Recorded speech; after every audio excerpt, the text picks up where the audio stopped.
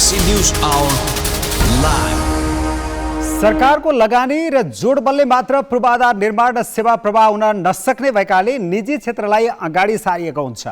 आर्थिक विकासको आधार स्तम्भ मानिने त्यही निजी क्षेत्रले बेला बेला विभिन्न बहानामा सेवा अवरुद्ध गर्ने धम्की दिएर सरकारसँग सामूहिक सौदाबाजी गरिरहेको हुन्छ। पछिल्लो उदाहरण बनेका छन् निर्माण व्यवसायी र इन्टरनेट सेवा प्रदायकहरू।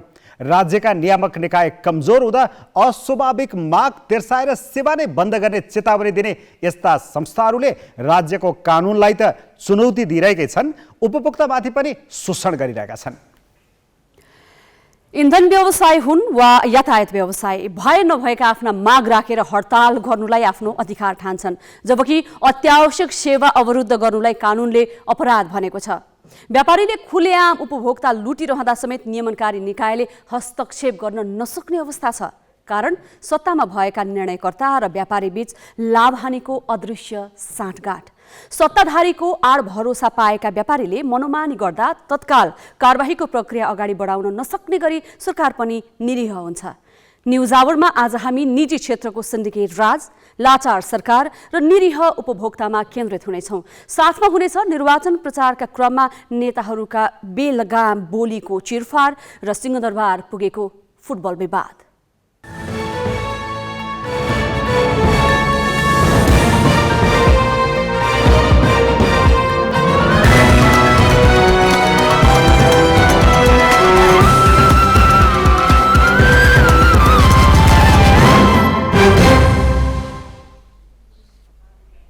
नमस्कार, यो हो गैलेक्सी न्यूज आवर। अब हेडलाइन्स।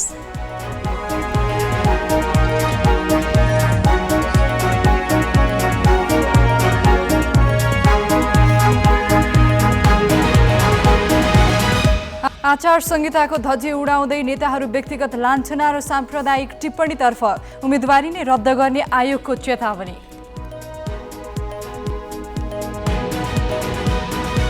प्रहरी प्रमुख नियुक्ति प्रकरण अदालत पुग्यो। सिंहले महानिरीक्षकको दर्जा पाएकै दिन पोखरेलले गरे रिट दायर।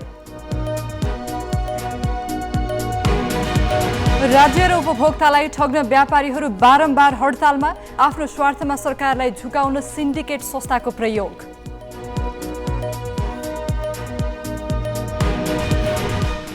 युक्रेन मामिलामा आफ्नो तटस्थताबारे स्पष्ट पार्न भारतीय प्रधानमन्त्री मोदी युरोप भ्रमणमा, आज जर्मन च्यान्सलरसँग भेटवार्ता। र बन्द प्रशिक्षण छाडेका 10 खेलाडीसँग खेलकुद मन्त्रीको छलफल, इन्फा अध्यक्षले भेट नदिएकोमा खेलाडीको आक्रोश।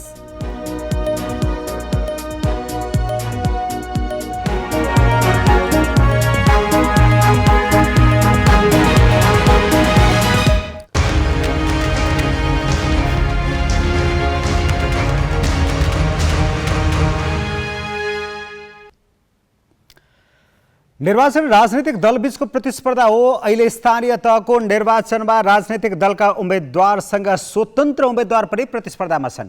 कुनै दल र उम्मेदवारले पनि प्रतिस्पर्धीलाई होच्याउन र गाली गर्न पाइँदैन। त्यसो गर्नु निर्वाचन आचार संहिताको ठाडो उल्लङ्घन हो। तर कतिपय उम्मेदवार आचार संहितालाई बेवास्ता गरी प्रतिस्पर्धीमाथि गाली गलौज मात्र होइन, साम्प्रदायिक टिप्पणीको तहमा उत्रिएका छन्।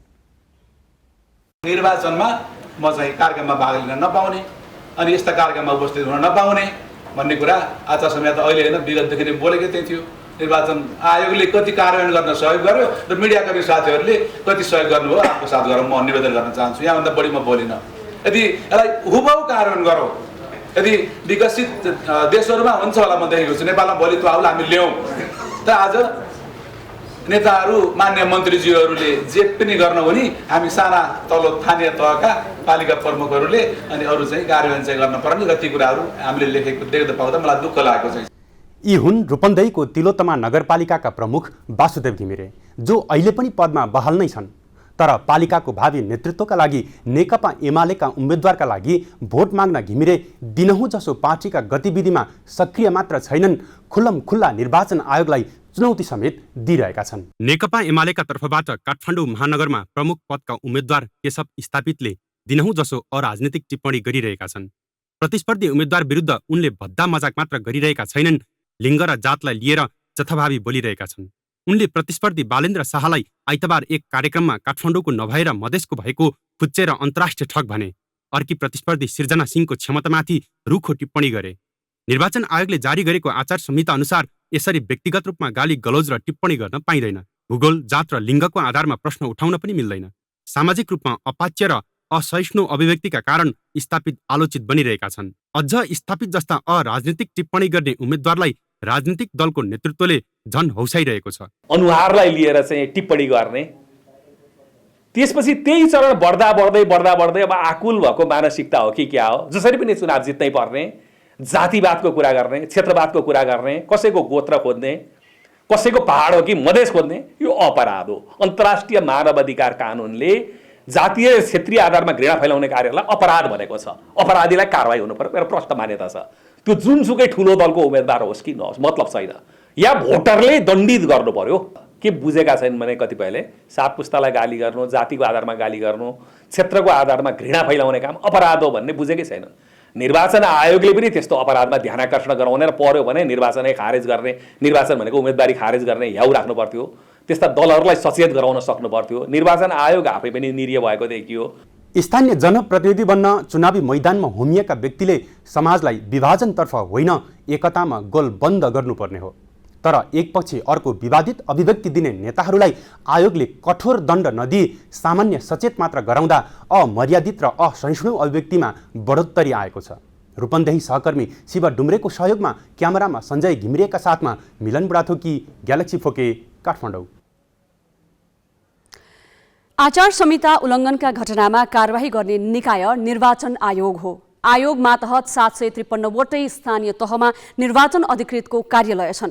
तर आचार संहिता उल्लङ्घनका घटनामा आयोग र मातहतका कार्यालय कठोर रूपमा प्रस्तुत हुन सकेका छैनन्। स्पष्टीकरण सोध्ने भूमिकामा मात्रै सीमित भएको भनी आलोचना भइरहँदा आयोगले आचार संहिता कार्यान्वयन नगर्नेको उम्मेदवारी रद्द गर्ने सम्मको चेतावनी दिएको छ। आफ्नो भूमिकालाई लिएर भएको आलोचनाबारे आयोग बेखबर छैन। अभिव्यक्तिदेखि प्रचार प्रसारका क्रममा आचार संहिताको उल्लङ्घन भइरहँदा पनि थाहा नपाए जस्तो अभिनय गरेको भनेर आफ्नो आलोचना बढेपछि आयोगले आफूलाई कठोर देखाउन खोजेको छ। उसले आचार संहिता कार्यान्वयन नगर्नेको उम्मेदवारी रद्द गर्ने चेतावनी दिएको छ। अनुगमनका क्रममा आचार संहिता विपरीत पोस्टर, भित्तेलेखन, तुल, ब्यानर, डिजिटल डिस्प्ले लगायतका प्रचार सामग्री राखेको पाइएकाले आयोगले त्यस्ता निर्वाचन सामग्री हटाउन भनेको छ। आयोगले उम्मेद्वारले आफ्नो कार्यालय बाहेकका स्थानमा झण्डा, निर्वाचन चिन्ह लगायतका प्रचार सामग्री राख्न नपाइने स्मरण गराएको छ। आचार संहिता विपरीतका सामग्री हटाउन दिएको निर्देशन अटेरी गर्ने दल, उम्मेद्वार र संस्थालाई 1 लाख रुपियाँ जरिवाना गर्ने र आचार संहिता उल्लङ्घनका कारण निर्वाचन स्वच्छ हुने स्थिति नदेखिए उम्मेदवारी नै रद्द गर्ने चेतावनी आयोगले दिएको छ। आदेशको बरखिलाफ गर्ने राजनीतिक दल, उम्मेदवार, व्यक्ति, संस्था, पदाधिकारी वा निकायलाई आयोगले 1 लाख रुपियाँसम्म जरिवाना गर्न सक्ने र उम्मेदवारको उम्मेदवारी रद्द गर्न समेत सक्ने प्रावधानको बारेमा सरकारवालालाई स्मरण गराई कारबाहीका लागि आयोगमा सिफारिस गरी पठाउन सबै जिल्ला प्रशासन कार्यालय, मुख्य निर्वाचन अधिकृतको कार्यालय, निर्वाचन अधिकृतको कार्यालय, प्रदेश तथा जिल्ला निर्वाचन कार्यालयहरूलाई निर्देशन पठाइएको छ। आचार संहिता उल्लङ्घनका घटना बढेपछि आयोगले अनुगमनलाई तीव्रता दिएको छ। कारबाही प्रक्रिया समेत अगाडि बढाएको आयोगको भनाइ छ। उसले आचार संहिता उल्लङ्घन नगर्न माओवादी केन्द्र, नेकपा एकीकृत समाजवादी र राष्ट्रिय प्रजातन्त्र पार्टीलाई निर्देशन दिएको छ। त्यस्तै नेकपा एमालेका तर्फबाट काठमाडौँ महानगरमा प्रमुख पदका उम्मेद्वार केशव स्थापितलाई स्पष्टीकरण सोधेको छ। निर्वाचन आचार संहिता 2078 को दफा 4 को सबैले पालना गर्नुपर्ने आचरणको खण्ड च, ठ र ढ साथै आचार संहिताको दफा 12 को जुलुस, आमसभा, कोणसभा, बैठक एवं भेला गर्दा पालना गर्नुपर्ने आचरणको खण्ड द अनुकूल नभएकोले सो विषयमा आधार कारण सहित 24 घण्टाभित्र स्पष्टीकरण पेश गर्न आयोग निर्देश गर्दछ। अनुगमन बढाएर निर्देशन दिए पनि आयोगले अहिलेसम्म दोषीलाई कारबाही गर्न सकेको छैन। उसको कारबाही अहिलेसम्म स्पष्टीकरण सोध्ने र सचेत गराउने भूमिकामै सीमित छ। आयोग कठोर नभएकाले दल र उम्मेद्वारले आचार संहितालाई हल्का रूपमा लिएका छन्। क्यामेरामा रिकेश सिंहका साथ अङ्गराज नेउपाने, ग्यालेक्सी फोके, काठमाडौँ। स्थानीय तहमा निर्वाचन आउन 11 दिन बाँकी रहँदा देशैभरि चुनावी सरगर्मी बढेको छ। प्रतिस्पर्धा पेचिलो बन्दै जाँदा दलहरूले प्रचारका अनेकन आयाम मार्फत मतदातालाई आकर्षित गरिरहेका छन्। मौसमी प्रणालीमा फेरबदलले तापक्रम केही घटे पनि देशैभर चुनावी गर्मी बढेको छ। स्थानीय तहको मतदानको मिति नजिकै जाँदा चुनावी माहौल वात्तै बढेको हो। स्थानीय तहमा अहिले अधिकार त छँदैछ, स्रोतको पनि कमी छैन, जसका कारण उम्मेदवारहरू मतदातालाई घर घरमै पुगेर रिजाउने प्रयासमा छन्। नमस्कार, हामीले सूर्यमा हैन मत माग्न आयौँ है। अहिलेको यो चुनावमा म यो नगरपालिकाको मेयरको उम्मेदवार है, उहाँ उपमेयरको उम्मेदवार। मतदाता भने अघिल्लो निर्वाचनमा विजयी दल र तिनका प्रतिनिधिलाई यसअघि गरेका प्रतिबद्धता सम्झाइरहेका छन्। उनीहरूले उम्मेदवारसँग गाउँटोलको आवश्यकता पनि सुनाइरहेका छन्। 20 वर्षपछि स्थानीय तहको चुनाव भएको थियो, त्यतिखेर धेरै नै उत्साह थियो। तर अहिले तपाईँको चाहिँ विभिन्न आरोपहरू भयो। नेकपा एमाले र माओवादी मिलेर फेरि पछि फुटेर आज नयाँ गठबन्धन छ। यहाँ तपाईँको माओवादी, समाजवादी र काङ्ग्रेसको अनि एमालेको छुट्टै छ। त्यो हुँदाखेरि हिजोको जस्तो उत्साह आज धेरै नै कम देखिन्छ। त्यही पनि बजारतिर राम्रै माहौल देखिन्छ, गाउँतिर अलिकति अहिलेसम्म चुनाव चाहिँ पुग्न सकेको छैन। निर्वाचनका बेला विनम्र भाव भङ्गिमामा प्रस्तुत हुने उम्मेदवार चुनाव जितेपछि गाउँ फर्किएरै जाँदैनन्। तर पालिका तहका उम्मेदवारलाई भने त्यो सुविधा छैन। उनीहरूले जवाबदेही हुनै पर्छ, अन्यथा मतदाताले मत मार्फत सजाय दिन्छन्। त्यही बुझेर उनीहरू मतदाता सामु विनयी भावमा प्रस्तुत भइरहेका छन्। र स्थानीय सरकार माओवादीको एजेन्डा भएको हुनाले कङ्ग्रेस र एमाले जित्दै गर्दा जुन संघीयताको मर्म हो, मर्म र भावनाअनुसार कामकाज हुन नसकेको हुनाले मैले त्यसलाई व्यवस्थित हिसाबले सञ्चालन गर्नको लागि मैले गाउँपालिका अध्यक्षको उम्मेदवारी दिँदैछु। मत माग्दा सपनाको चाङ पस्कने तर जिम्मेवारीमा पुगेपछि काममा चुकेका जनप्रतिनिधि धेरै छन्। यसबाट मतदातामा जुन जोगी आए पनि कानै चिरेका भन्ने नपरेको होइन। तैपनि मतदाता निराश छैनन्। सही जनप्रतिनिधि छान्न सके काम हुन्छ भन्ने आशा छ। सबै कुरा बनाउँछु भन्छन्। जब चुनाव आउँछ सबलाई चिन्छन्, सानो ठुलो मान्छे सानोलाई सानोदेखि सबलाई चिन्छन्। जब भोट सकिन्छ त्यसपछि अनि सकिन्छ सबै कुरा। 35,221 पदका लागि अहिले करिब 1,45,000 उम्मेदवार मैदानमा छन्। तीमध्ये अधिकांश दल सम्बद्ध उम्मेदवार हुन्। स्वतन्त्र उम्मेदवार 10,000 हाराहारी छन्। मैदानमा रहेका मध्ये सबैभन्दा बढी युवा हुन्। 21 देखि 40 वर्ष उमेर समूहका 40% छन्। अघिल्ला निर्वाचनमा जस्तो प्रचार प्रसारमा पर्चा पम्पलेट प्रयोग गर्न पाइँदैन। प्रचार प्रसारको तवर तरिकामा फेरबदल त आएको छ, तर आचार संहिताको उल्लङ्घन भने रोकिएको छैन। मुख्य निर्वाचन अधिकृतको कार्यालय र निर्वाचन अधिकृतको कार्यालय स्थापना हुनु पूर्व नै त्यो जानकारी प्राप्त भइसकेपछि स्थलगत अनुगमन गरेर केही स्थानहरूमा त्यो भेटाइयो। भेटाएपछि क्रियाशील सबै राजनीतिक दलहरूलाई चाहिँ पत्रचार गरियो। त्यो पत्रको पदार्थ निर्वाचन आयोगलाई पनि पठाइयो र तत्कालै केही स्थानहरूमा गरिरहेका काम गतिविधिहरू जस्तो भित्ते लेखन लगायतका सार्वजनिक स्थानमा झण्डा राखेका कामहरू रोकिएका पनि हुन्। 30 गते हुने निर्वाचनका लागि दल र उम्मेदवार मौन अवधि सुरु हुनु अघिसम्म अर्थात् 27 गते रातिसम्म मतदाता सामु जान पाउँछन्। दल र उम्मेदवारले आफ्नो पक्षमा माहौल बनाउन घर दैलोलाई प्राथमिकता दिँदा देशैभर उत्सवमय वातावरण बनेको छ। जिल्ला संवाददाताहरूको सहयोगमा अक्षर काका, ग्यालेक्सी फोके, काठमाडौँ।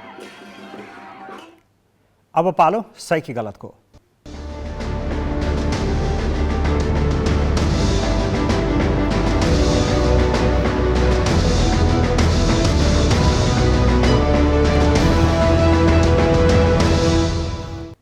सही कि गलतमा हिजो हामीले सोधेको प्रश्न थियो, बेरुजु नतिर्दा सरकारले डलर सट्टै रोकेपछि इन्टरनेट सेवा प्रदायकहरूले सेवा नै बन्द गर्ने चेतावनी दिनुलाई के भन्नुहुन्छ? ग्यालेक्सी एपमा सहीको पक्षमा 19% र गलतको पक्षमा 81% मत प्राप्त भएको छ। मत व्यक्त गर्नुहुने सम्पूर्ण दर्शकलाई धन्यवाद। अब आजको प्रश्न, चुनावमा 6 करोड खर्च गरेको बताएका काङ्ग्रेस नेता शशाङ्क कोइरालालाई निर्वाचन आयोगले सचेत मात्रै गराएर छान्नु कस्तो लाग्यो? तपाईँले आफ्नो मत ग्यालेक्सी 4K टिभी एपमा गएर राख्न सक्नुहुन्छ। यसको अन्तिम परिणाम भोलिको न्युज आवरमा प्रसारण गरिनेछ। Galaxy app Google play store र एप स्टोरबाट डाउनलोड गर्न सक्नुहुन्छ। अब केही न्युज संक्षेपमा। देशभर विभिन्न स्थानीय तहमा 353 जना उम्मेद्वार निर्विरोध निर्वाचित भएका छन्। निर्वाचन आयोगले आज पत्रकार सम्मेलनमा दिएको जानकारी अनुसार निर्विरोध हुनेमा वडाध्यक्ष र सदस्य छन्। यस्तै 170वटा दलित महिलाको सिटमा भने मनोनयन नै दर्ता नभएको आयोगले जनाएको छ। हरेक वडामा एक दलित महिला निर्वाचित हुने गरी सिट छुट्याइएको छ। देशभर 6743 दलित महिला सदस्यका सिट छन्। वैशाख 30मा हुने स्थानीय तह निर्वाचनका लागि वैशाख 11 र 12 गते उम्मेदवारी दर्ता गरिएको थियो। निर्वाचन आचार संहिता उल्लङ्घन गरेको आरोपमा सुदूरपश्चिम प्रदेशका सामाजिक विकास मन्त्री गोविन्द राज बोहरा विरुद्ध उजुरी परेको छ। मन्त्री बोहराले नेपाली कांग्रेस डडेलधुराले आयोजना गरेको चुनावी आमसभामा सहभागिता जनाएपछि उजुरी परेको हो। आचार संहिता अनुसार मन्त्री कुनै पनि राजनैतिक दल वा उम्मेद्वारको पक्ष विपक्षमा प्रचार प्रसारमा संलग्न हुन पाउँदैनन्। तर मन्त्री बोहरा अमरगढी नगरपालिकाका विभिन्न ओडामा गरिएका चुनावी प्रचार प्रसारमा सहभागी भएका थिए। डडेलधुरामा नमुना मतदान गरिएको छ। निर्वाचन कार्यालय डडेलधुराले मत सकेसम्म बदर हुन नदिनको लागि सदरमुकाम स्थित बस पार्कमा नमुना मतदान गरेको हो। स्थानीय तह निर्वाचनमा 7 छाप लगाउनु पर्ने भनेर सिकाइएको निर्वाचन अधिकृत करुणाकर अवस्थीले जानकारी दिए। सरकारले इस्लाम धर्मावलम्बीको पर्व ईद उल फित्रको अवसरमा भोलि सार्वजनिक बिदा दिने भएको छ। गृह मन्त्रालयले सोमबार सूचना जारी गरी यो जानकारी दिएको हो। अरबी पात्र अनुसार 10औं महिनाको पहिलो दिन ईद उल फित्र मनाइन्छ। 9औं महिनाको अन्तिम दिन आज बेलुकी चन्द्रमा देखिएपछि भोलि ईद उल फित्र मनाउन लागेको हो। 1 महिने रमजान पर्व समापन भएको अवसरमा भोलि विशेष नमाज पढ्ने र आफूभन्दा ठुला बडाबाट आशीर्वाद थाप्ने गरिन्छ। ईद उल फित्रका दिन मुस्लिम समुदायमा आम्दानीको निश्चित प्रतिशत विपन्नलाई बाँड्ने गरिन्छ। शेयर बजार परिसूचक निफ्से 2300 अङ्क नजिक झरेको छ। आज 48.73 अङ्कको गिरावटपछि निफ्से 2307 बिन्दुमा कायम भएको हो। कारोबारमा आएका 13वटै समूहले निफ्से घटाएका हुन्। 187 कम्पनीको शेयर मूल्य घट्दा 7वटाको बढेको छ। जाल्पा सामुदायिक लघुवित्तका शेयर धनीले 10%ले कमाएका छन्। 1 अर्ब 42 करोडको शेयर किनबेच हुँदा लगानीकर्ताको सम्पत्ति 69 अर्बले घटेर 32 खर्ब 82 अर्ब कायम भएको छ।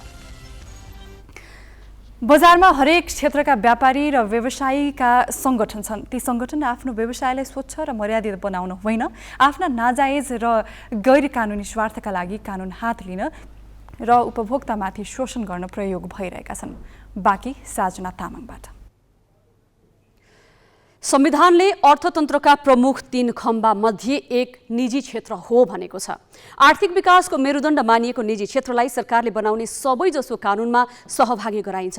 तर उही जिम्मेवार क्षेत्र सधैँ आफूलाई राज्यको कानुनभन्दा माथि ठान्छ र राज्यप्रति उत्तरदायी बन्नै चाहँदैन। सरकारले नियमनकारी भूमिका निर्वाह गर्न खोज्यो भने उसले सङ्गठित रूपमै हडतालको बाटो रोजिहाल्छ। कानुन त अत्यावश्यक सेवा ठप्प पार्नु अपराध हो, तर राजनीतिक नेतृत्वकै छत्र छायामा बसेर व्यवसायीले गर्ने गैर कानुनी सामूहिक सौदाबाजीले राज्य प्रणालीलाई कमजोर बनाउन र उपभोक्तामाथि शोषण गर्न मात्रै होइन, संविधानले दिएको उदार अर्थव्यवस्थामाथि नै धावा बोलेको छ। 11 वैशाखदेखि देशभरका निर्माण व्यवसायी काम ठप्प पारेर विरोधमा उत्रिए। उनीहरूका लागि महँगी एउटा बहाना मात्र थियो। खासमा उनीहरूको प्रमुख माग हो भर्खरै संशोधन भएको सार्वजनिक खरिद नियमावलीको व्यवस्था खारेजी। पहिले कानुनमा स्पष्ट व्यवस्था नहुँदा एउटै ठेकेदारले थुप्रै आयोजनाको ठेक्का लिएर अलपत्र पार्न थालेपछि सरकारले अब कुनै एक आयोजनामा 80% काम नसकी अर्को ठेक्का नपाउने व्यवस्था गरेको छ। यसले ठेक्का थुपारेर विकासलाई अलपत्र बनाउने ठेकेदारको टाउको दुखेको छ र निर्माण व्यवसायी सङ्घ नामको सिन्डिकेट संस्थाको बलमा उनीहरू सरकारलाई झुकाउन खोजिरहेका छन्। अर्कोतिर उपभोक्ताबाट शुल्क उठाएर राजस्व नतिर्ने इन्टरनेट व्यापारीले चुनावका बेला इन्टरनेट काटिदिने धम्की दिइरहेका छन्। विभिन्न चरणमा वार्ता र पत्रचार गर्दा पनि बेरुजु तिर्न नमान्ने सेवा प्रदायकबाट अजित भएपछि सरकारले ब्यान्डविथ खरिदमा भुक्तानी गर्दा चाहिने डलर सटहीको सिफारिस नै रोक्यो। यही कारण ती व्यवसायी सेवा नै रोक्ने धम्कीको बाटो रोज्न पुगेका हुन्। सडकको कुरा होस् अथवा चाहिँ इन्टरनेटकै कुरा होस् अथवा विद्युतकै कुरा होस्, यी सबै कुराहरूमा सेवा प्रदायकलाई सेवाग्राहीलाई जुन किसिमले सुविधा दिनुपर्ने थियो त्यो दिएन भने एउटा त सेवा प्रदायक बदनाम हुन्छ, अर्को सेवा प्रदायकलाई संरक्षण दिने नाजायज तरिकाले संरक्षण दिने नेतृत्व वर्ग पनि बदनाम हुन्छ। इन्टरनेट र निर्माण क्षेत्र मात्र होइन, अरू क्षेत्रका व्यापारीको रवाफ पनि उस्तै छ। इन्धन व्यवसायी, यातायात व्यवसायी, कपडा उद्योगी, चिनी उद्योगी लगायत सबैतिरका व्यापारी कुनै न कुनै माग राखी हडतालमा उत्रिनु सामान्य भएको छ। सामूहिक हितका लागि संगठन बनाउने र सौदाबाजी गर्ने कानुनी अधिकारलाई राष्ट्रको समुन्नतिमा हातेमालो गर्न होइन, व्यापारीले उपभोक्ता लुट्ने र राज्यलाई ठग्ने हतियारको रूपमा प्रयोग गरिरहेको छ। विदेशीलाई पैसा दिनुपर्ने, नदीको कारणबाट आम उपभोक्ता ठगिनुपर्ने अवस्था होइन। यो दोस्रो विषय हो। किन पनि भन्दाखेरि उसले तिर्नुपर्ने दायित्व नतिर्ने तर उपभोक्ताबाट लिनुपर्ने मुनाफा अथवा शुल्क अथवा सेवा शुल्क जेसुकै नाममा होस् उसले लिनुपर्ने लिइसक्ने अवस्थाले के देखाउँछ भन्दा उसले उपभोक्तामाथि ठगी गरेको र तिर्नुपर्ने मान्छेलाई नतिरेको कारणबाट त्यसको मार उपभोक्तामाथि पार्नु भनेको सरासर उपभोक्ता संरक्षण ऐनको पनि बर्खिलाफ हो र अहिलेको मुलुकीय अपराध संहिता अन्तर्गत पनि ठगीजन्य कार्य हो। नजिकै आएको स्थानीय चुनावलाई लक्षित गरी ठेकेदार र व्यापारीले आफ्ना असाधारण माग तिर्साएका छन्। आफूले जिम्मा लिएको काम इमानदारीपूर्वक नगर्ने व्यवसायीमाथि राज्यको नेतृत्व पनि लगाम लगाउन हत्तपत्त अग्रसरता देखाउँदैन। त्यसमाथि राजनीतिक तबकाले चुनावको समयमा तिनै ठेकेदार र व्यापारीको सहारा लिइरहेको हुन्छ। संगठित बन्ने र त्यही संगठनलाई हतियार बनाएर कार्टेलिङ गर्ने व्यवसायीले यही विकट परिस्थितिमा सरकारलाई गलाउन हलो अड्काएर गोरु चुट्ने रणनीति लिएका छन्। ग्यालेक्सी 4K का लागि बिजनेस ब्युरो काठमाडौँ। निजी क्षेत्र र सरकारबीच किन सधैँ विवाद हुन्छ? निजी क्षेत्र सरकारमाथि हावी भएर अत्यावश्यक सेवा बन्द गर्दा समेत सरकारले किन नियन्त्रण गर्न सक्दैन? यी प्रश्न हामीले पूर्व सचिव विमल वाग्लेलाई सोधेका छौँ।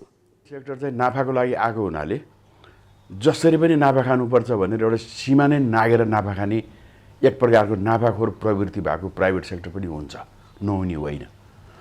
तर त्यसरी नाफाखोरीकै रूपमा अगाडि बढ्ने प्राइभेट सेक्टर छ भने त्यसलाई तलाउने जिम्मेदारी राज्यको हुन्छ। राज्यले विभिन्न नीति नियमको माध्यमबाट एउटा सर्टेन सीमाभन्दा बाहिर गएर निजी क्षेत्रलाई व्यवसाय गर्न दिनु हुँदैन। त्यसलाई रिजनेबल भन्छ नि तपाईँको, एउटा रिजनेबलमा ल्याउनुपर्छ। जायज व्यवसायमा चाहिँ उसलाई सीमित गराउनुपर्छ। त्यो गराउने जिम्मेदारीकै कारणले गर्दा राज्यलाई नियामक निकाय पनि भन्छ, रेगुलेसन भन्छ। त्यसैले नियमनकारी भूमिकामा राज्य कमजोर भयो भने जहिले पनि निजी क्षेत्र चाहिँ सामान्यतया तपाईँको उत्ताउलो भएर जान्छ। त्यो उत्ताउलोपनलाई रोक्ने भनेको नियमनकारी भूमिकालाई सशक्त बनाउने हो, त्यसलाई प्रभावकारी बनाउने हो। यदि सरकारले चाहिँ रेगुलेटरको भूमिकामा आफूलाई सशक्त बनाउन सक्दैन भने निजी क्षेत्रले सरकारमाथि दाबी गर्न खोज्छ, उसले चाहिँ तपाईँको सीमा नागेर नाफा खोज्न खोज्छ। त्यसैले एउटा सीमाभित्र राख्नलाई रेगुलेसन चाहिन्छ। रेगुलेसनको भूमिकामा सरकार चाहिँ कमजोर छ, सरकार कमजोर छ। त्यो सरकारको कमजोरी प्राइभेट सेक्टरलाई थाहा छ र सरकारलाई कमजोर बनाउनेमा फेरि प्राइभेट सेक्टरको पनि भूमिका छ। फेरि प्राइभेट सेक्टरले कमजोर बनाउन चाहेको बेलामा कमजोर हुन चाहने प्रवृत्ति पनि सरकारमा छ। फेरि त्यस कारणले गर्दा एक अर्काको कमजोरी बुझेको कारणले अनि बेला बेलामा फाइदा लिने हिसाबले चाहिँ प्राइभेट सेक्टर आउँछ। जस्तो अहिले भन्नुहोस् तपाईँले भर्खर पेट्रोलियममा अहिले तपाईँको इन्टरनेटमा चाहिँ प्राइभेट सेक्टरले दबाब दियो भन्नुभएको छ, होइन? ठिक हो, उसले के ठान्छ भने विकनेस हेरेर अनि दबाब दिएर अनि लिन खोजिरहेको हुन्छ। त्यो गर्नु ठिक कुरा होइन, त्यो बेठिक कुरा हो। यसलाई चाहिँ सशक्त रूपमा मैले ठिक कुरा गरेको छैन, मेरो नीति ठिक छ कि छैन, मेरो व्यवहार ठिक छ कि छैन प्राइभेट सेक्टर प्रतिको भनेर नियमनकारी निकायले आफूलाई जज गर्नु पर्यो। मैले ठिक गरेको छु भने उनीहरूलाई चाहिँ ठिक ठाउँमा राख्नु पर्यो। अब केही न्युज संक्षेपमा।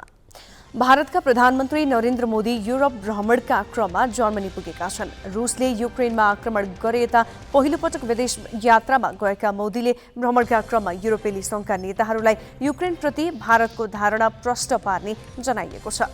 मोदीले रुस युक्रेन द्वन्द्वका कारण उत्पन्न परिस्थितिका विषयमा पनि धारणा राख्ने समाचारमा उल्लेख छ। यस्तै उनले आज बर्लिनमा चान्सलर ओलाफ स्कोल्जसँग भेटवार्ता गर्ने जनाइएको छ। उनीहरूले आज इन्डो जर्मन अन्तर सरकारी परामर्श आइजिसीको अध्यक्षता गर्नेछन्। जर्मनीपछि मोदीले डेनमार्क र फ्रान्सको भ्रमण गर्ने अन्तर्राष्ट्रिय सञ्चार माध्यमले जनाएका छन्। फिलिपिन्सको राजधानी मनिलामा आगलागी हुँदा 6 बालबालिका सहित 8 जनाको मृत्यु भएको छ। फिलिपिन्सको क्युजोन सहरस्थित फिलिपिन्स विश्वविद्यालयको दोस्रो तलाबाट स्थानीय समयअनुसार बिहान 5 बजे आगलागी सुरु भएको स्थानीय अधिकारीलाई उद्धत गर्दै अन्तर्राष्ट्रिय सञ्चार माध्यमले जनाएका छन्। आगलागीमा 80 घर नष्ट भएका छन्। आगलागीको कारण भने खुल्न नसकेको समाचारमा उल्लेख छ। आगो 2 घण्टामा निभाइएको थियो। अखिल नेपाल फुटबल सङ्घ एन्फाले प्रदेश कमिटीको निर्वाचन स्थगित गरेको छ। एन्फाका महासचिव इन्द्रमान तुलाधरले सातै प्रदेश कमिटीलाई पत्र लेखेर निर्वाचन स्थगित गरेको जनाएका हुन्। वैशाख 19 गतेदेखि 24 गतेसम्म प्रदेश कमिटीको निर्वाचन गर्ने तालिका थियो। त्यो मितिमा निर्वाचन गर्ने एन्फाले वैशाख 13 गते पत्राचार गरेको थियो। यसबीचमा केही जिल्ला कमिटीको निर्वाचन सम्पन्न नभएकाले प्रदेशको चुनाव स्थगित गरिएको हो। एन्फामा नयाँ नेतृत्वका लागि असार 6 गते निर्वाचन हुँदैछ। नेपाल र जिम्बाब्वे ए बीचको दोस्रो टी20 खेल वर्षाका कारण रद्द भएको छ। त्रिवी मैदान कीर्तिपुरमा टस हारेर ब्याटिङ गरेको जिम्बाब्वेले 4.3 ओभरमा 2 विकेट गुमाउँदै 48 रन बनाउँदा पानी परेपछि खेल रोकिएको थियो। त्यसपछि पनि वर्षा नरोकिएपछि खेल रद्द भएको हो। वर्षा हुनुअघि जिम्बाब्वेका कर्जाई मौजे 22 र रोए केया 1 रनमा खेलिरहेका थिए। सोमपाल कामी र करण केसीले 1-1 विकेट लिए। 3 टी20 खेलको श्रृङ्खला अन्तर्गत नेपाल पहिलो खेलमा 6 विकेटले पराजित भएको थियो। तेस्रो खेल बुधबार हुने तालिका छ। टी20 सिरिजपछि नेपाल र जिम्बाब्वे बीच 3 खेलको 1 दिवसीय श्रृङ्खला हुनेछ। विभागीय टोली त्रिभुवन आर्मीले एनभिए राष्ट्रिय महिला तथा पुरुष भलिबल क्लब लिगमा लगातार दोस्रो जित निकालेको छ। राष्ट्रिय खेलकुद परिषदको कभर्ड हलमा आज भएको खेलमा आर्मीले गण्डकी प्रदेशलाई 3-0 को सोझो सेटमा हरायो। पहिलो सेटमा 25-19 अङ्कले जितेको आर्मीले दोस्रो सेट 25-8 र तेस्रो सेट 25-18 ले आफ्नो पक्षमा पार्यो। यस्तै हेल्प नेपाल स्पोर्ट्स क्लबले ढोरपाटन स्पोर्ट्स क्लबलाई 3-0 को सोझो सेटमा पराजित गर्यो। महिलातर्फ भने आर्मी र पुरुष विजय भएका छन्। आर्मीले एभरेस्ट क्लबलाई 25-19, 25-7 र 25-18 को सोझो सेटमा पराजित गर्यो। अर्को खेलमा पुलिसले एपीएफलाई 3-1 को सोझो सेटमा हरायो। यसपटक पनि प्रहरी प्रमुख नियुक्ति विवाद मुक्त हुन सकेन। धीरज प्रताप सिंहले महानिरीक्षकको दर्जा पाएकै दिन अतिरिक्त महानिरीक्षक विश्वराज पोखरेलले बढुवा निर्णय कार्यान्वयन नगर्न माग गर्दै सर्वोच्चमा रिट दायर गरेका छन्। थप निमेश बन्जारेबाट। मन्त्री परिषदले आइतबार नेपाल प्रहरी र सशस्त्र प्रहरी बलमा नयाँ महानिरीक्षक बनायो। ती दुवै सङ्गठनका महानिरीक्षकले आज दर्जानी चिन्ह लगाएर काम थालेका छन्। प्रहरी महानिरीक्षकले पारदर्शिता प्रवर्धन सङ्गठन सुदृढीकरण आफ्नो मुख्य प्राथमिकता भएको बताइरहँदा बढुवाको विषय अदालत पुगेको छ। असन्तुष्ट अतिरिक्त महानिरीक्षक एआइजी विश्वराज पोखरेल बढुवाको निर्णय कार्यान्वयन नगर्न र आफूलाई कायम मुकायम महानिरीक्षकको रूपमा काम गर्न दिनुपर्ने मागसहित अदालत गएका हुन्। मन्त्री परिषदले आइतबार नेपाल प्रहरीमा धीरज प्रताप सिंह र सशस्त्र प्रहरी बलमा राजु अर्याललाई बढुवाको निर्णय गरेकोमा उनीहरूलाई सोमबार गृह सचिव टेकनारायण पाण्डेले दर्जानी चिन्ह लगाइदिए।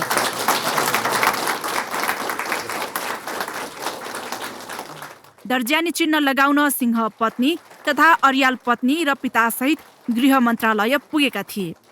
प्रहरीको सबैभन्दा उपल्लो दर्जाको जिम्मेवारी पाएका सिंह सामु अहिलेको पहिलो चुनौती आसन्न स्थानीय तहको निर्वाचन शान्तिपूर्ण तरिकाले सफल बनाउनु हो। यस्तै कञ्चनपुरकी 13 वर्षीय बालिका निर्मला पन्तको बलात्कारपछि हत्या, राजधानीबाटै बेपत्ता पारिएकी छोरी मैया महर्जन प्रकरण जस्ता नसुल्झिएका अपराधका घटना सुल्झाउनु पर्ने चुनौती पनि सिंह सामु छन्।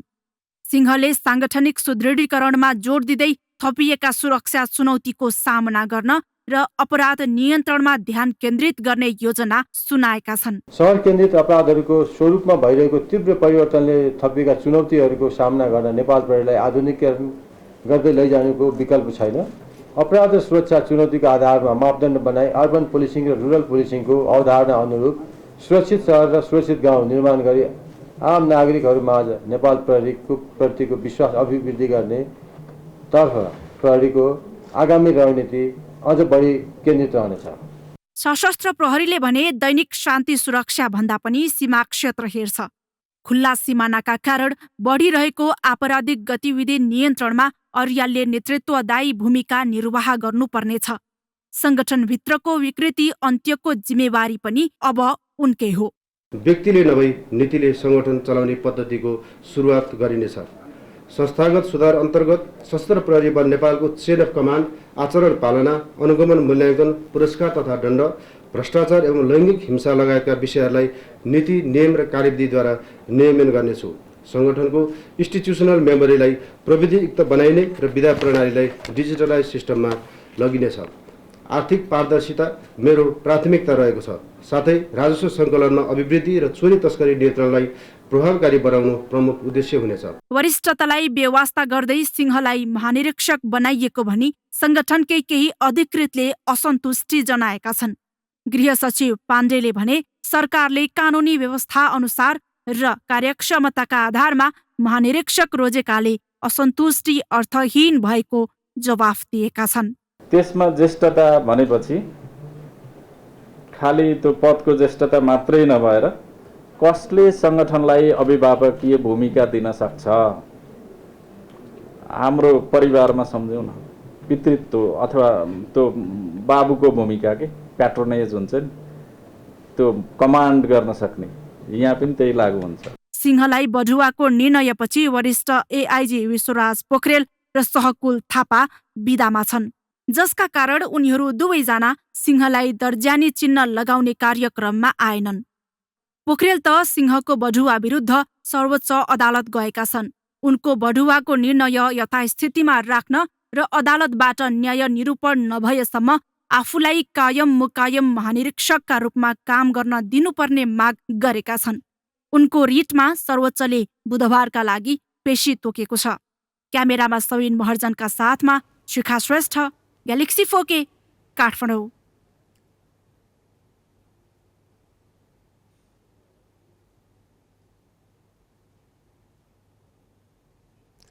स्थानीय तहका उम्मेद्वारले 5 वर्षपछि फेरि निर्वाचन लक्षित घर दैलो कार्यक्रमलाई तीव्रता दिएका छन्। उम्मेद्वारहरूले 5 वर्ष अघि जुन मुद्दा उठाएका थिए यसपालि पनि तिनै मुद्दालाई अघि सारेका छन्। संखुवा सभामा अघिल्लो निर्वाचनमा जनता सामु गरिएका बाचा जनप्रतिनिधिले पूरा नगरेपछि मतदाता भनी रुष्ट छन्। स्थानीय तहको निर्वाचन 2079 को चहल पहल सुरु भएको छ। विभिन्न राजनीतिक दलबाट उम्मेदवारी भएका नेताहरू गाउँ गाउँ भोट माग्नको लागि छिरिसकेका छन्। खादबारी बजार, जुन खादबारीको शनिबार कृषि बजारमा छु, यो बजारमा विभिन्न ग्रामीण क्षेत्रका नागरिकहरूले तरकारी, फलफुल लगायतका घरेलु उत्पादनहरू, जहाँ घरमा निर्माण गरेका कृषि उपज सामग्रीहरू बिक्री वितरण गरेर जीविकोपार्जन गरिरहेका छन्। पहिला तपाईँहरूकोमा नेताहरू भोट माग्न आउँथ्यो? आउँथे, नमस्ते भोट दिनु भएन, भरे भोट जितेपछि त्यो बाटोमा हिँड्ने मान्छेलाई चिन्दैन थियो, के गर्नु। अब हामीले ड्याम नै भोट दिएर जितायो, उनीहरूले हामीलाई केही दिँदैनन्। अहिले त हामी भोटमा चाहिँ आनन्दले बस्छौँ कुर्सीमा पर्खुटी लाएर। स्थानीय तहको चुनाव आयो भन्छ, तपाईँलाई थाहा छ? अलिअलि छ भनौँ न। अनि यो के अरे पहिलाको चुनावमा नेताहरू तपाईँको घरतिर भोट माग्न आउँथ्यो कि आउँदैन थियो? भोट माग्न त आउँथे, चिप ल्याउँथे, त्यही हो। के भन्थ्यो? के भन्थ्यो? तँलाई यस्तो थोक गरिदिन्छु, यो के अरे सबै बाटो घाटो बनाइदिन्छु, खाने पानी बनाइदिन्छु भन्थे होइन। नमस्कार गर्थे भने नमस्कार भोट दिएपछि नमस्कार हजुर भन्दा उता फर्केर हिँड्थे, त्यही हो। नेताहरूलाई जितायो, हामीलाई केही हेर्ने, गरिब दुखीलाई हेर्ने होइनन्। हामी गरिब जहाँ थियौँ त्यहीँ छौँ, धनीको माथिल्लो तहमा, गरिबको तल्लो तहमा। अनि हाम्रो यसो केही भयो भने यस्तो भयो, हजुरहरू यसो विचार गरिदिनुहोस् न, हाम्रो पनि यसो कुरामा केही पक्षमा बोलिदिनुहोस् भन्यो भने हामी जान्दैनौँ, हामी चिन्दैनौँ मान्छे भन्दै हिँड्छन्। आज चाहिँ अब नमस्ते भन्दै आउँछन्, अनि आज सबैले चिन्छन्। सङ्खुवासभा 10वटा स्थानीय तह रहेको जिल्ला हो। 5 गाउँपालिका र 5 नगरपालिका रहेको यस जिल्लाको 103 मतदान स्थलमा आगामी वैशाख 30 गते हुने निर्वाचनबाट 1,17,731 जना मतदाताले मत दिँदैछन्। वडादेखि पालिका स्तरका नेतृत्व चयनका लागि यति बेला राजनीतिक दलका उम्मेदवारहरू रस्स कसीका साथ गाउँ गाउँ छिरिसकेका छन्। Khewahang Mewahang galaxy 4K Sankhuwasabha.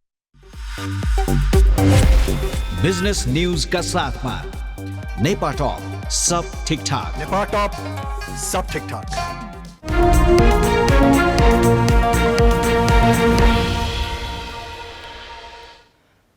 पछिल्लो दशक नेपालमा मोबाइल र इन्टरनेट प्रयोग गरेको संख्या व्यापक मात्रामा बढ्यो।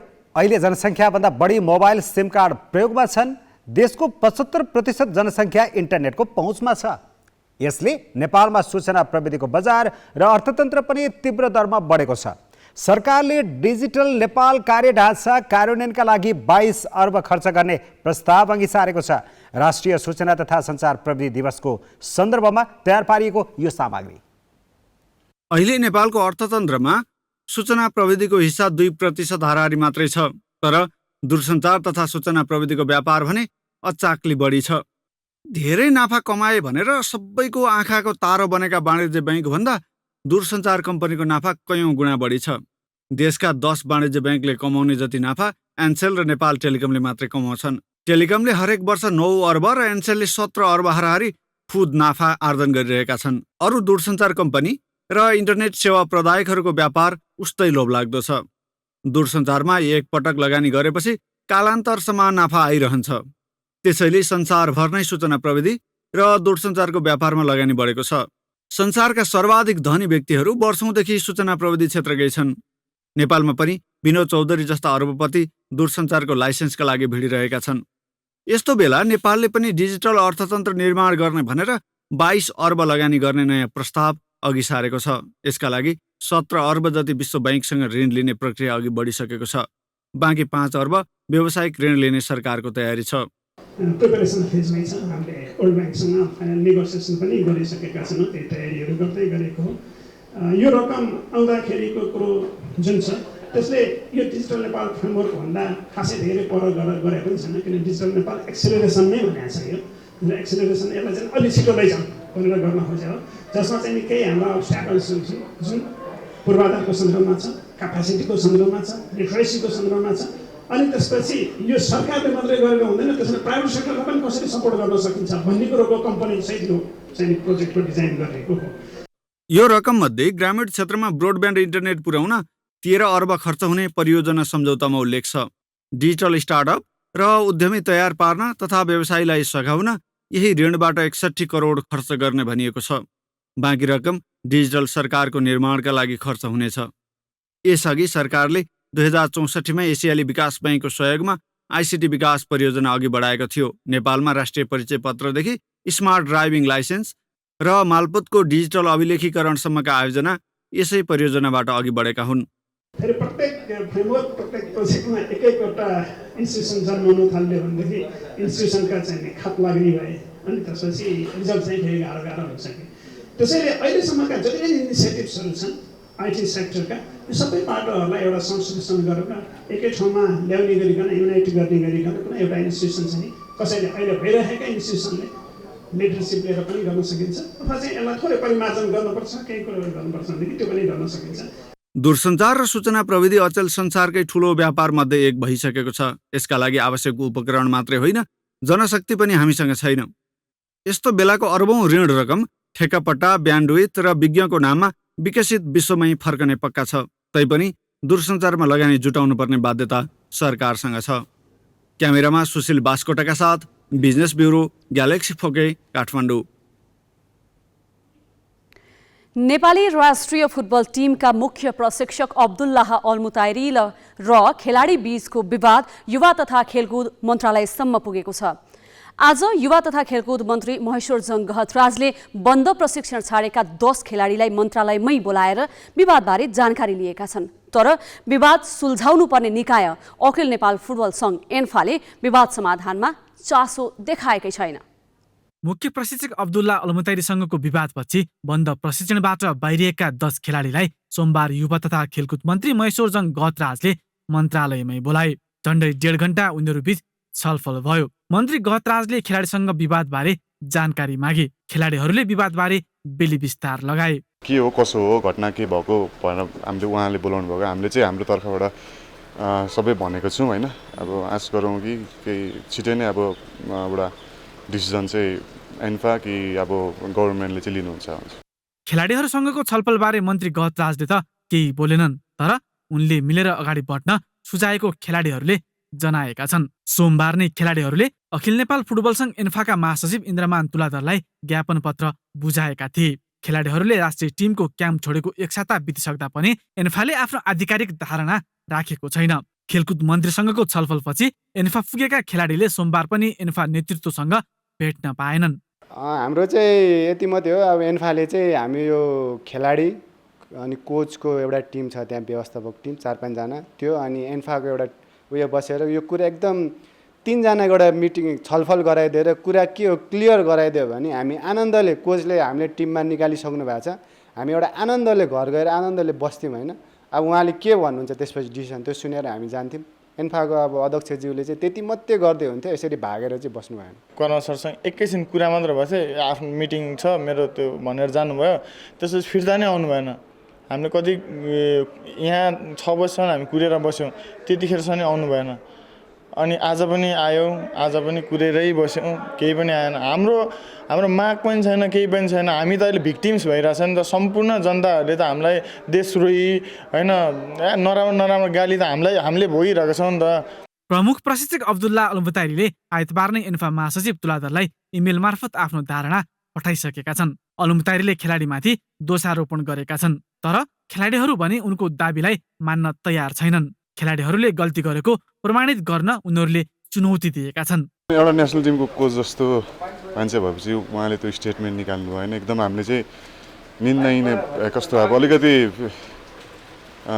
नरमाइलो लागेको छ, किनभने हामी अब गल्ती नगरिकन दोषी पनि दिनुभएको छ होइन, माफ पनि गरिदिनु भएको छ होइन।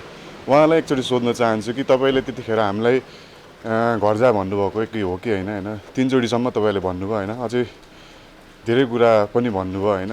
त्यो प्रश्न चाहिँ उहाँलाई सोध्न चाहन्छु म। सजाय भनेर हामीलाई त्यतिकै नै दिइसक्यो। तपाईँको हामीले केही गलत गरे भनेर हामी ठरिएको पनि छैन, हामी निक्लेर गएको पनि होइन। हामीलाई सजाय त यत्तिकै दिइसक्नुभयो। अब जुन माफी नदिनु भनेर आग्रह यता गर्नुभयो नि, हामी अलरेडी सजाय भोगिरहेको छौँ। हामी गलतै गरेछौँ, हामीले माफी चाहिँ हामीलाई एन्फाबाट माफी दिउँ भनेर चाहिँ कसरी भन्न सकिन्छ? तपाईँ आफै सोच्नुहोस् न। खेलाडीहरूको माग टिममा फर्कन पाउनु पर्ने छैन, उनीहरूको माग घटनाको छानबिन होस् भन्ने छ। खेलाडीले अभिभावक संस्था एन्फाको मुख ताकिरहेका छन्, तर एन्फाले खासै चासो देखाएको छैन। एन्फाले समयमै चासो नदेखाउँदा प्रशिक्षक खेलाडी विवाद मन्त्रालयसम्म पुगेको छ।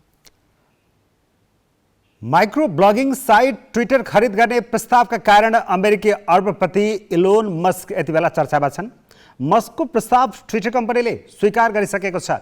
ट्विटरको स्वामित्व लिन मस्कले 44 अर्ब अमेरिकी डलर बुझाउनु पर्नेछ। उनले उक्त रकम समयमै भुक्तानी गर्न नसके भने ट्विटरलाई 1 अर्ब अमेरिकी डलर तिर्नुपर्ने हुन्छ। विद्युतीय कार कम्पनी टेस्लाका मालिक इलोन मस्क फेरि चर्चामा छन्। उनले पछिल्लो समय ट्विटर कम्पनी किन्न राखेको प्रस्ताव ट्विटर कम्पनीको बोर्डले स्वीकार गरेको छ। हाल ट्विटरको 9.2% सेयर ओगटेका मस्कले कम्पनीलाई अब 44 अर्ब अमेरिकी डलर बुझाउनु पर्नेछ। ट्विटर कम्पनीसँग मस्कले गरेको सम्झौता अनुसार उनले कम्पनीलाई अक्टोबर 24 सम्म 44 अर्ब अमेरिकी डलर बुझाउनु पर्ने हुन्छ। तर उनले सो अवधिमा कम्पनीलाई उक्त रकम बुझाउन नसके ट्विटरलाई 1 अर्ब टर्मिनेसन फी अर्थात् समाप्ति शुल्क बुझाउनु पर्ने हुन्छ।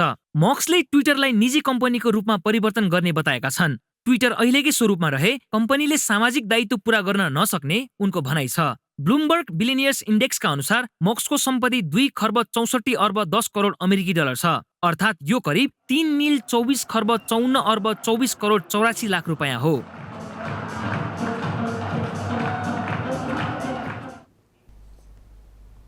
हामी ग्यालेक्सी न्युज आवरको अन्त्यमा छौँ। जाँदा जाँदै हेडलाइन्स।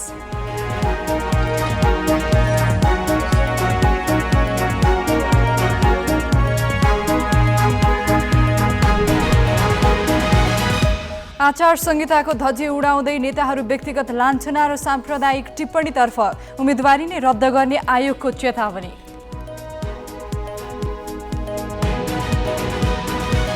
प्रहरी प्रमुख नियुक्ति प्रकरण अदालत पुग्यो। सिंहले महानिरीक्षकको दर्जा पाएकै दिन पोखरेलले गरे रिट दायर। राज्य र उपभोक्तालाई ठग्न व्यापारीहरू बारम्बार हडतालमा। आफ्नो स्वार्थमा सरकारलाई झुकाउन सिन्डिकेट संस्थाको प्रयोग।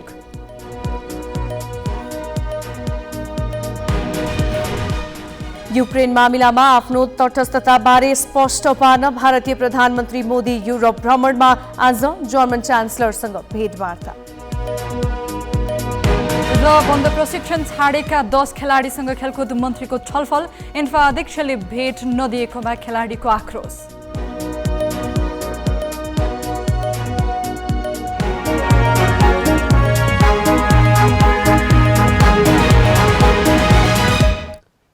आजलाई ग्यालेक्सी न्युज आवर सकियो। नमस्ते।